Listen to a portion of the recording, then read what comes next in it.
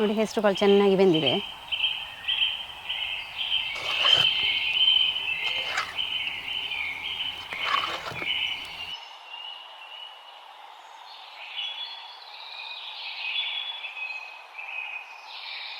Hi friends, ಈಗ ನಾನು ನಿಮಗೆ ಬಟಾಟೆ ಮತ್ತು ಹೆಸರುಕಾಳು ಹಾಕಿ ಗಸಿ ಹೇಗೆ ಮಾಡೋದು ಅಂತೇಳಿ ತೋರಿಸ್ತೇನೆ.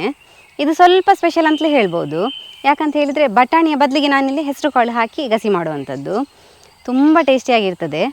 ನೀವು ಕೂಡ ಇದನ್ನು ಮನೆಯಲ್ಲಿ ತಪ್ಪದೆ ಟ್ರೈ ಮಾಡಿ. ಹಾಗಾದರೆ ಹೇಗೆ ಮಾಡೋದು ಅಂತೇಳಿ ನೋಡುವಲ್ಲ. ನಾನು Asha Udupa Kateel. Welcome back to Karavali mirror. ಮೊದಲಿಗೆ ನಾವು ಏನು ಮಾಡಬೇಕಂತ ಹೇಳಿದರೆ ಹೆಸರುಕಾಳನ್ನು ತಗೊಂಡಿದ್ದೇನೆ ನಾನು. ಇಲ್ಲಿ ಗಸಿಗೆ ನಾನು ಹೆಸರುಕಾಳು ಹಾಕ್ತಿರೋದು.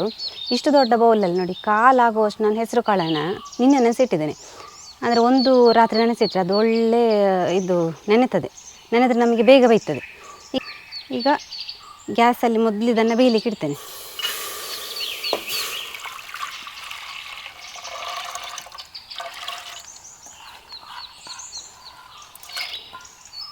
ಇದು ನಾನು ನೀರೊಂದು 3 ಲೋಟ ನೀರು ಹಾಕಿದ್ದೇನೆ.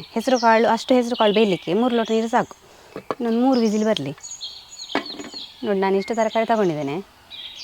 ಇದರಲ್ಲೊಂದು 2 ಕ್ಯಾರೆಟ್, ಹಾಗೇನೊಂದು 2 ಬಟಾಟೆ, 1 ಕ್ಯಾಪ್ಸಿಕಮ್, ಹಾಗೆಯೇ 1 ನೀರುಳ್ಳಿ ಮತ್ತು ಬೀನ್ಸ್ ತಗೊಂಡಿದ್ದೇನೆ.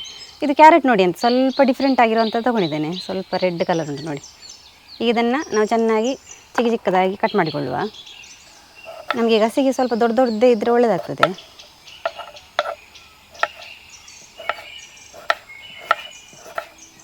ಕ್ಯಾರೆಟ್ ಹೀಗೆ ಮೇಲ್ಗಡೆ ಸ್ವಲ್ಪ ಲೈಟಾಗಿ ತೆಗೆದುಕೊಂಡ್ರೆ ಸಾಕಿದ್ದು. ಈ ಕಲರ್ ನೋಡಿ ಅಂತಿದ್ದು ರೆಡ್ ಕಲರ್ ಕಾಣ್ತಿದೆ. ಇದು ನಮಗೆ ಟೇಸ್ಟ್ ಕೂಡ ಇರ್ತದೆ. ಈ ಕ್ಯಾರೆಟ್ಸ್ ಒಂದು ಸಲ ನೀವು ತೊಗೊಂಡು ಬಂದು ಟ್ರೈ ಮಾಡಿ. ಅಂದರೆ ನಾರ್ಮಲ್ ಕ್ಯಾರೆಟಿಗಿಂತ ಈ ಥರ ಕ್ಯಾರೆಟ್ ಸ್ವಲ್ಪ ರುಚಿ ಜಾಸ್ತಿ.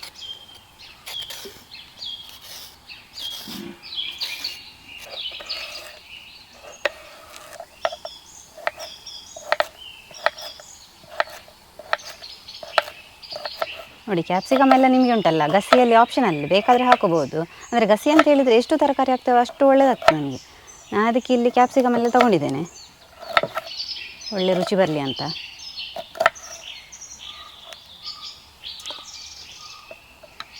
ಬೀನ್ಸು ಕೂಡ ಹಾಗೆ ನಾನು ಚಿಕ್ಕದಾಗಿ ಕಟ್ ಮಾಡ್ಕೊಳ್ಳಿ. ಅಂದರೆ ತುಂಬ ಚಿಕ್ಕದು ಬೇಡ, ನೋಡಿ ಈ ಸೈಜಿಗೆ ಇರಲಿ. ನೀರುಳ್ಳಿಯನ್ನು ನಾನು ಇಲ್ಲಿ ತಗೋತಾ ಇದ್ದೇನೆ. ಅಂದರೆ ಇದು ಆಪ್ಷನಲ್, ಬೇಕಾದರೆ ತೊಗೋಬೋದಿಲ್ಲ, ಅಂದರೆ ಇದನ್ನು ಸ್ಕಿಪ್ ಕೂಡ ಮಾಡ್ಕೋಬೋದು. ಇದನ್ನು ಮಾತ್ರ ಹೀಗೆ ಚಿಕ್ಕದಾಗಿ ಕಟ್ ಮಾಡ್ಕೊಳ್ಬೇಕು. ಇದು ಹಾಕಿದರೆ ಒಂದು ಸ್ವಲ್ಪ ಟೇಸ್ಟ್ ಬರ್ತದೆ. ತರಕಾರಿ ಎಲ್ಲ ನೋಡಿ ಕಟ್ ಮಾಡಿಕೊಂಡಾಯಿತು. ತರಕಾರಿ ನಾನು ಸ್ವಲ್ಪ ತಗೊಂಡಿದ್ದು ನೋಡಿ, ಇಷ್ಟ ಆಯಿತು. ತರಕಾರಿ ಎಲ್ಲ ಗಸಿಗೆ ತುಂಬ ಹಾಕಿದರೆ ಒಳ್ಳೆಯದಾಗ್ತದೆ. ಇನ್ನು ನಾವು ಮಸಾಲೆಯನ್ನು ರೆಡಿ ಮಾಡಿಕೊಳ್ಳುವ. ಮಸಾಲೆಗೆ ಏನೆಲ್ಲ ಐಟಮ್ ತೊಗೋಬೇಕಂತೇಳಿ ನೋಡೋದಾದರೆ ನೋಡಿ, ನಾನೊಂದು 2 ಸ್ಪೂನ್ ಆಗುವಷ್ಟು ಎಣ್ಣೆ ತಗೊಂಡಿದ್ದೇನೆ. ಅದಕ್ಕೆ 1.5 ಸ್ಪೂನ್ ಆಗುವಷ್ಟು ಉದ್ದಿನಬೇಳೆ, 1.5 ಸ್ಪೂನ್ ಆಗುವಷ್ಟು ಕಡಲೆಬೇಳೆ, ಒಂದು 7 ರಿಂದ 8 ಕರಿಮೆಣಸು, 2 ಲವಂಗ, ಹಾಗೆಯೇ ಒಂದು 3 ಚಕ್ಕೆ, 5 ರಿಂದ 6 ಬ್ಯಾಡಗಿ ಮೆಣಸು ಖಾರಕ್ಕೆ. ಖಾರ ಬೇಕಂತ ಹೇಳಿದರೆ ಸ್ವಲ್ಪ ಜಾಸ್ತಿ ಕೂಡ ತೊಗೋಬೋದು. ಈಗ ಎಣ್ಣೆ ಕಾದ ನಂತರ ಉದ್ದಿನಬೇಳೆ ಮತ್ತು ಕಡಲೆಬೇಳೆ ಒಟ್ಟಿಗೆ ಹಾಕೊಳ್ತಾ ಇದ್ದೇನೆ. ನೋಡಿ, ಉದ್ದಿನಬೇಳೆ ಮತ್ತು ಕಡಲೆಬೇಳೆ ಸ್ವಲ್ಪ ಕಲರ್ ಚೇಂಜ್ ಆಗೋ ತನಕ ನಾವು ಹುರಿದುಕೊಳ್ಬೇಕು. ಸ್ವಲ್ಪ ಬ್ರೌನ್ ಆಗೋ ತನಕ ನಾವು ಹುರಿದುಕೊಳ್ಬೇಕು. ನೋಡಿ,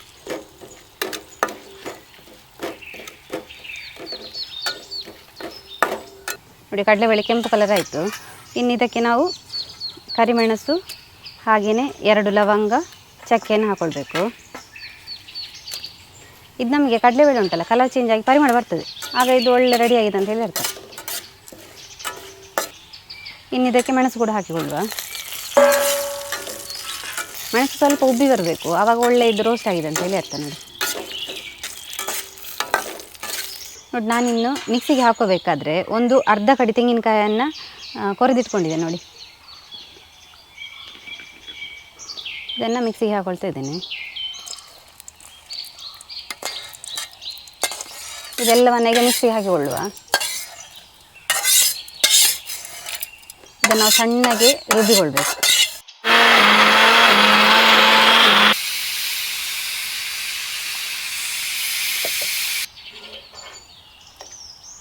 ನೋಡಿ, ಹೆಸರುಕಾಳು ಚೆನ್ನಾಗಿ ಬೆಂದಿದೆ. ಇದೇ ನೀರಿಗೆ ನಾವು ಉಳಿದ ತರಕಾರಿ ಕೂಡ ಹಾಕಿ ಬೇಯಿಸ್ಕೊಳ್ಳುವ. ಇದಂತ ಹೇಳಿದರೆ ಹೆಸರುಕಾಳಿದ ನೀರು ಉಂಟಲ್ಲ, ಒಳ್ಳೆ ಪೌಷ್ಟಿಕಾಂಶದ ನೀರು. ನೋಡಿ, ಇದನ್ನು ನಾವು ವೇಸ್ಟ್ ಮಾಡಲಿಕ್ಕಿಲ್ಲ. ಹಾಗೆ ಅದೇ ನೀರಿಗೆ ತುಂಬ ನೀರು ಬೇಕಾಗಿಲ್ಲ. ಅಂದರೆ ಗಸಿ ಉಂಟಲ್ಲ, ಸ್ವಲ್ಪ ದಪ್ಪ ದಪ್ಪ ಇದ್ದರೆ ಒಳ್ಳೆಯದಾಗ್ತದೆ. ಹಾಗೆ ಮತ್ತೆ ಬೇಕಾದ್ರೆ ನೀರು ನೋಡಿ ಸೇರಿಸ್ಕೊಳ್ಳುವ. ಗಸಿಗೆ ನಾರ್ಮಲ್ ಆಗಿ ಬಟಾಣಿ ಹಾಕುವಂಥದ್ದು. ಇಲ್ಲಿ ನಾನು ಬಟಾಣಿಯ ಬದಲಿಗೆ ಹೆಸರು ಕಾಳು ಹಾಕಿದ್ದೇನೆ. ಹೆಸರು ಕಾಳು ಉಂಟಲ್ಲ, ರುಚಿ ಒಳ್ಳೆಯದು ಬರ್ತದೆ ಗಸಿಗೆ, ಹಾಗೆಯೇ ಅದು ಆರೋಗ್ಯಕ್ಕೆ ಕೂಡ ತುಂಬ ಒಳ್ಳೆಯದು. ನಾನು ಮತ್ತು ಅದರದ್ದು ನೀರನ್ನು ಕೂಡ ಬಿಸಾಕಲಿಲ್ಲ ನೋಡಿ, ಅದೇ ನೀರಲ್ಲಿ ಬೇಯಿಸ್ತಾ ಇದ್ದೇನೆ, ಅದು ಕೂಡ ಒಳ್ಳೆಯ ಟೇಸ್ಟ್ ಬರ್ತದೆ. ತರಕಾರಿ ಎಲ್ಲ ಚೆನ್ನಾಗಿ ಬೆಂದಿದೆ. ಇನ್ನು ನಾವು ಇದಕ್ಕೆ ರುಬ್ಬಿದ ಮಿಶ್ರಣವನ್ನು ಹಾಕಿಕೊಳ್ಳುವ. ಇದೀಗ ಮಸಾಲೆ ಚೆನ್ನಾಗಿ ಒಂದು ಕುದಿ ಬರಬೇಕು.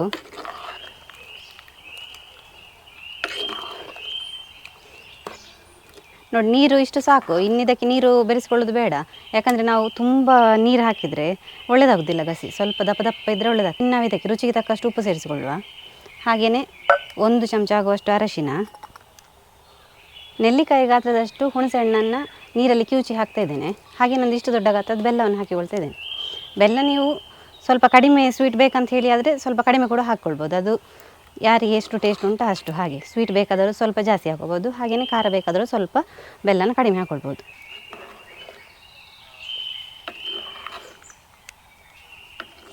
ಹಾಗಾದರೆ ಇದು ಸರಿಯಾಗಿ ಕುದಿಲಿ. ಕುದಿದ ಮೇಲೆ ನಾವು ಒಗ್ಗರಣೆ ಕೊಡಲಿಕ್ಕೆ ಉಂಟು. ಒಗ್ಗರಣೆಗೆ ಈಗ 1 ಚಮಚ ಆಗುವಷ್ಟು ಎಣ್ಣೆ ಹಾಕ್ಕೊಳ್ತಾ ಇದ್ದೇನೆ. 1 ಚಮಚದಷ್ಟು ಸಾಸಿವೆ, ಹಾಗೆಯೇ ಕರಿಬೇವು, ಹಾಗೆ ಬ್ಯಾಡಗಿ ಮೆಣಸು ಒಂದನ್ನು ಹಾಕ್ಕೊಳ್ತಾ ಇದ್ದೇನೆ.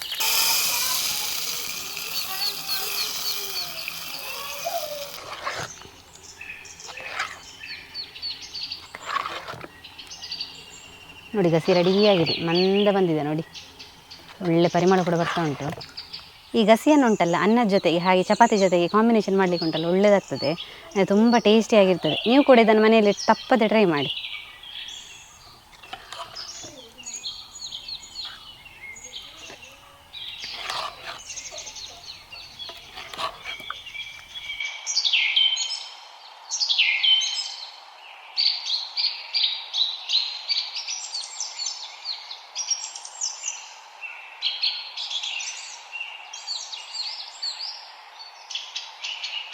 ನೋಡಿದ್ರಲ್ಲ ಫ್ರೆಂಡ್ಸ್, ಇವತ್ತು ನಾನು ಗಸಿ ಹೇಗೆ ಮಾಡಿದೆ ಅಂತ ಹೇಳಿ.